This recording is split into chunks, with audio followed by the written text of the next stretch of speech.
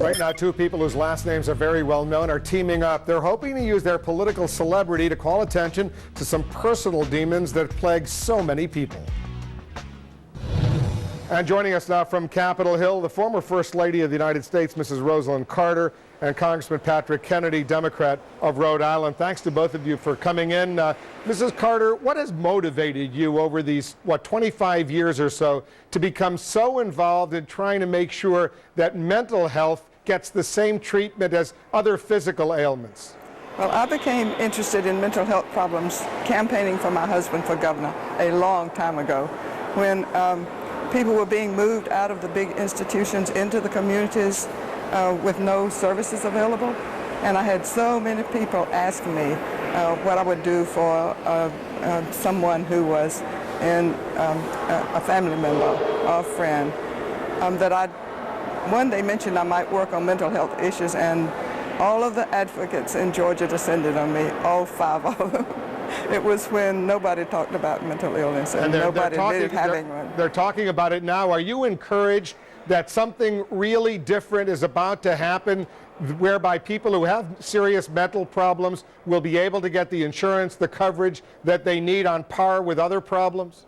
It is so exciting to me. I have been working on this issue for so many years, and for the last 6 or 7 years have been no chance of getting it because we couldn't get it out of committees onto the floor for a vote.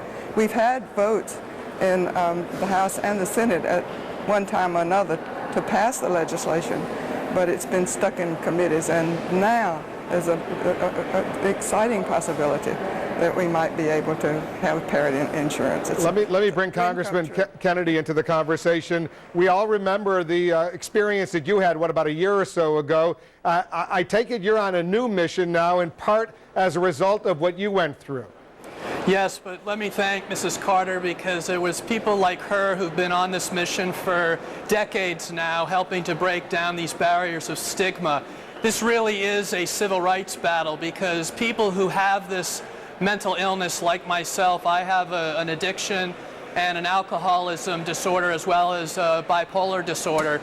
I'm able to get my illness treated because I'm a member of Congress and have parity, meaning my insurance coverage is complete. Most Americans who have insurance do not have equal insurance coverage. That is what we're trying to pass, is the Paul Wellstone Mental Health Insurance Coverage Act.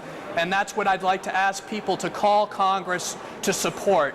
Call up your members of Congress and tell them to support the Paul Wellstone bill, which will guarantee equal mental health insurance for the rest of America that members of Congress currently enjoy. How are you doing, Congressman? Well, it's one day at a time. It's an illness that you have to take one day at a time, but I feel very fortunate to have survived that and to be able to have had treatment, and I'm very fortunate to have a strong support from my family and friends, and very blessed, Wolf. Thank you. And strong support from your constituents as well? Well, ironically, I received the strongest re-election that I've ever received in all my years in Congress. I went up over 8 points in my election, if you can believe it, my 69% re-election rate. My constituents actually wanted to talk about this issue, Wolf.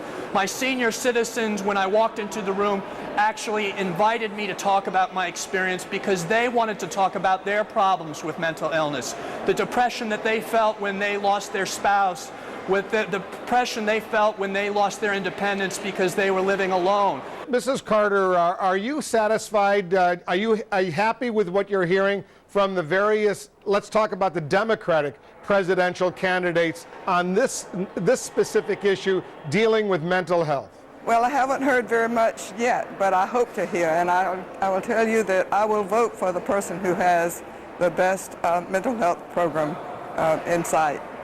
The President's New Freedom Commission reported that the mental health system in our country is in a shambles, and there's no way to fix it. We have to start over and transform it.